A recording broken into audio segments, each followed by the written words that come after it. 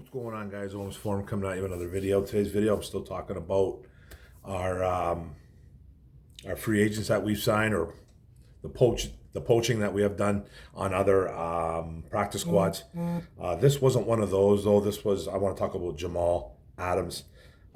We did sign him. He's a hybrid safety linebacker. You guys know him from the New York Jets days and Seattle Seahawks. We'll talk about that too as well. This was the only signing. We went out and signed 4 guys. You know, I've done one video on Quan Alexander, the linebacker, and this is my second one with Jamal Adams. I haven't done one on Jonah Williams or Miles Adams, but I don't know if I'm going to do one on those guys. Jonah Williams was really the only guy that kind of started 2023, started like 13, 14 games, maybe even more. Miles Adams hasn't really done that.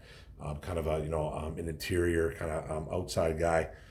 Smaller defensive tackle, if you will, Miles Adams. Jonah Williams has got that versatility as well, but those guys were at least poached from practice rosters, practice squads. So they're more in game shape as we speak. Jamal Adams, not so much. He was a guy that was with the Tennessee Titans at the end after getting released from the Seattle Seahawks, and I think he played in 1 or 2 games, maybe 3. Didn't really do a lot, and he asked for his release or to be traded, and they ended up releasing him in October.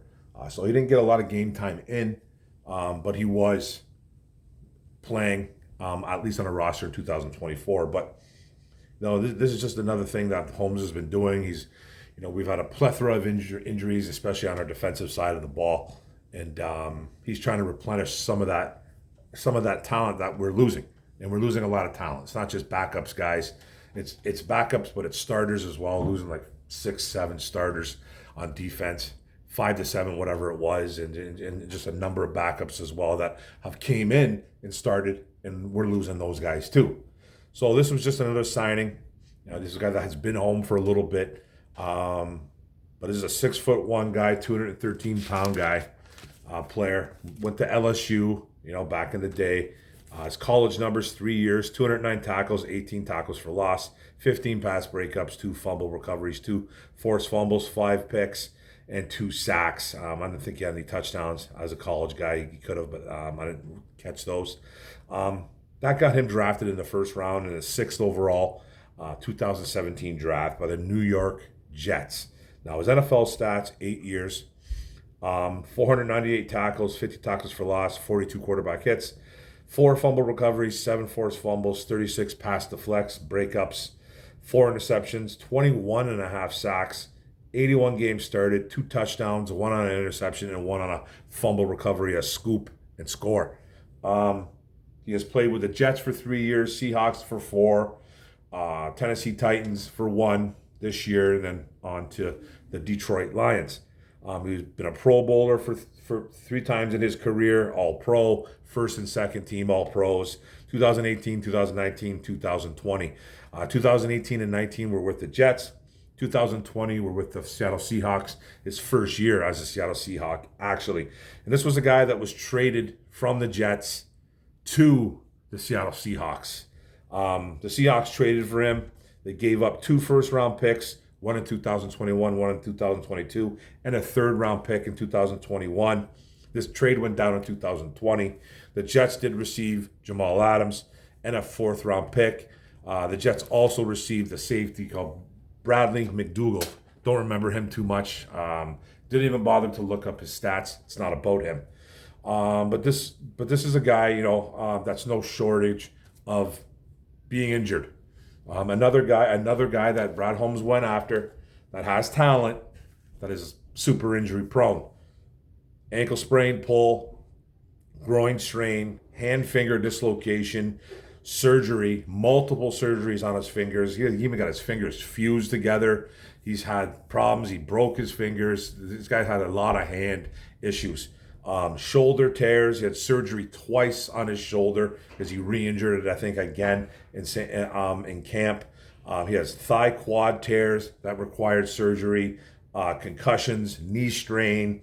Just a guy that's not shy from the injury list at all. A lot of multiple surgeries too as well. The The one thing you say about Jamal Adams, I remember when he came out of LSU, he was a guy that was highly touted, hence him going into the first round, 6 overall pick by the New York Jets. It's a guy that, that you like playing in the box. I'm going to call this kid in the box safety. He's only 29 years old, too, at 6'1", 213, 215 pounds. So he's not old whatsoever. 29, they start getting older when you're 29, 30 years old. That's in football years.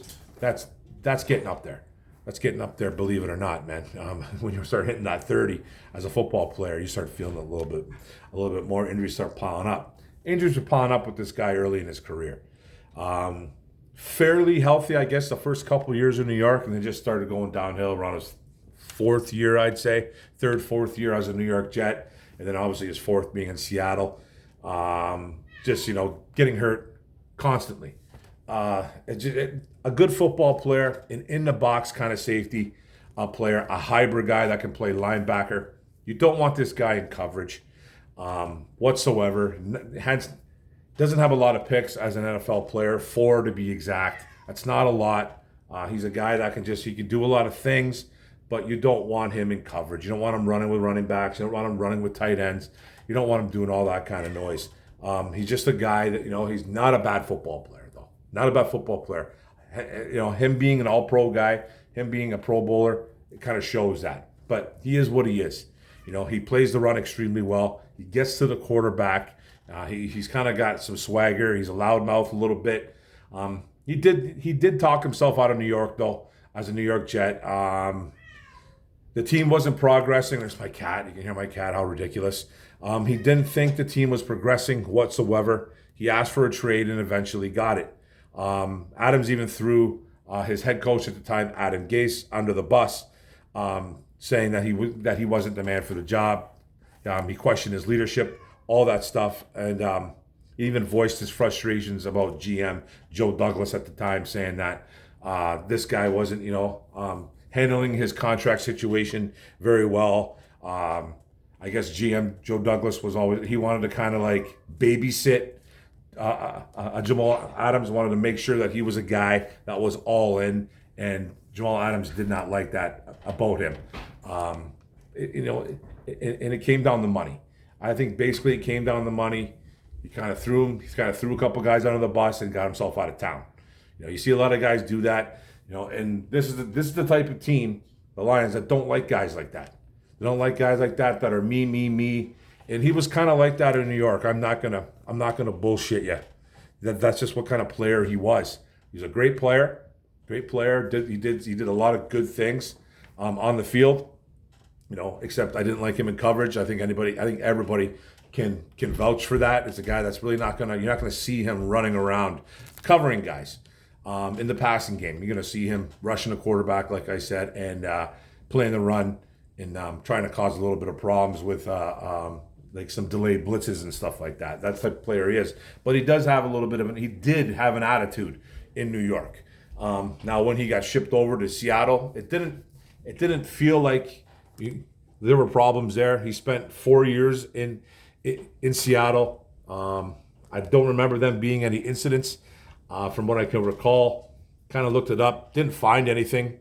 All you kind of find out about him kind of having some in-house problems was in New York as a Jet. With his coach, with his GM. He wanted more money.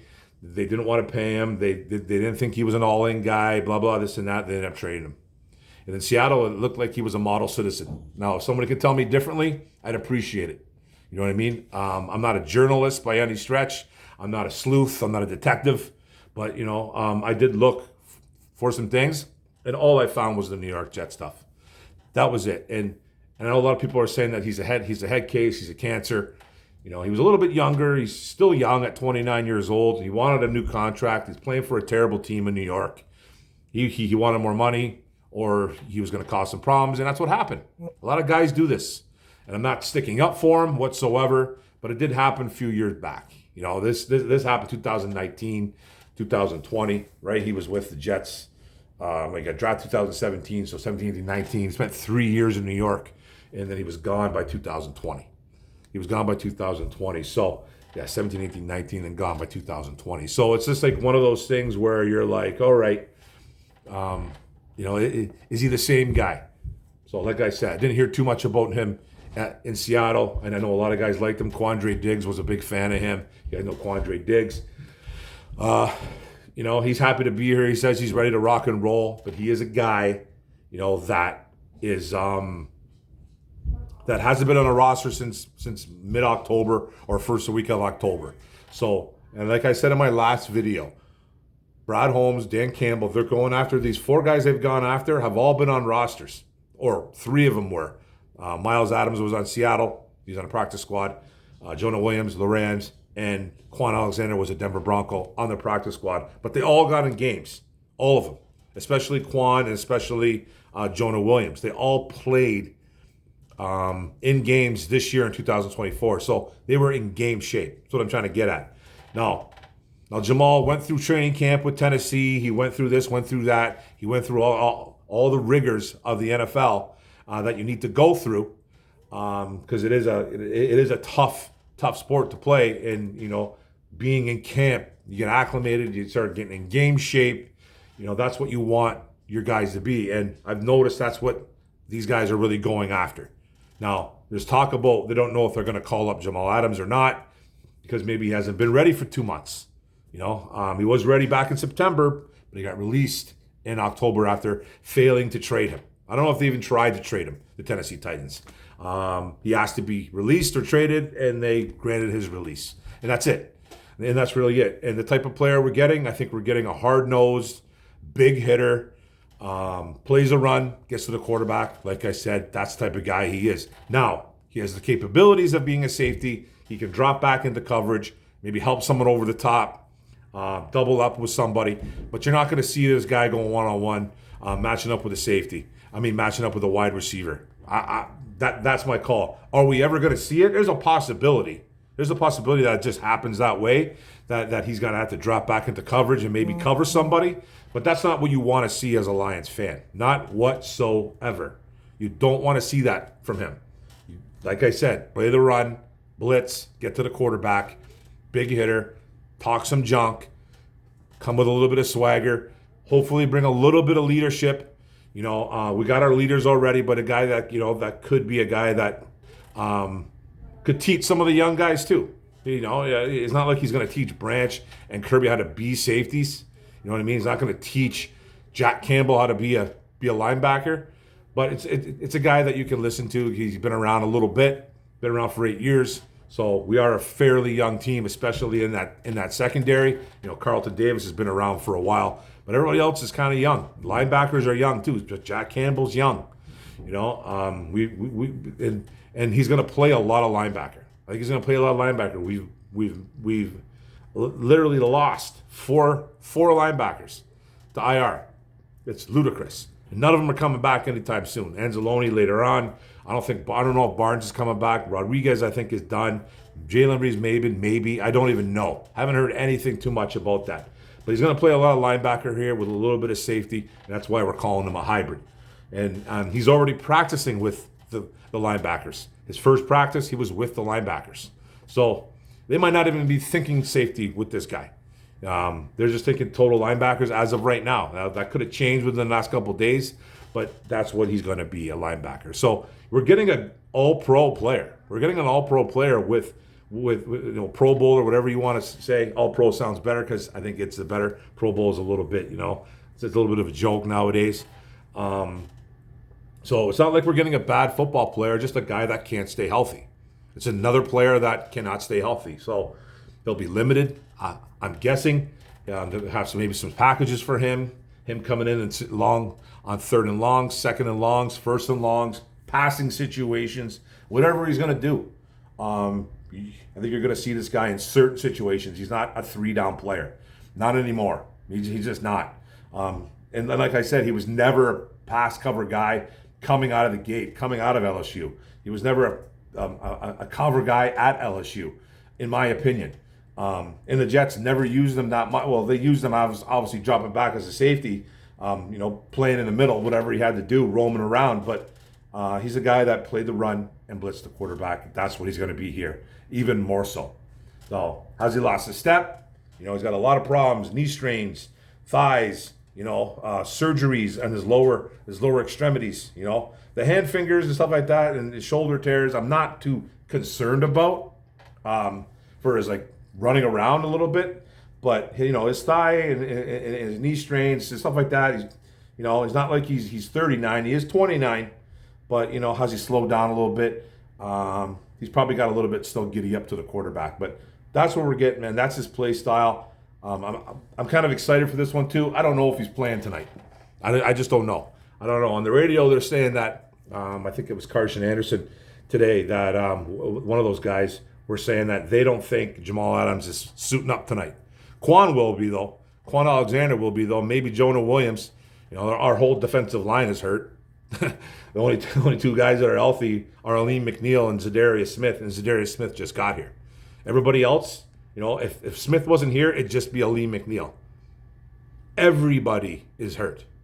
Everybody. I'm talking about the Mackay Wingos and stuff like that, and the Pascals and the Levis. Those guys are hurt. Never mind Davenport and Hutch, who start, but everybody else too.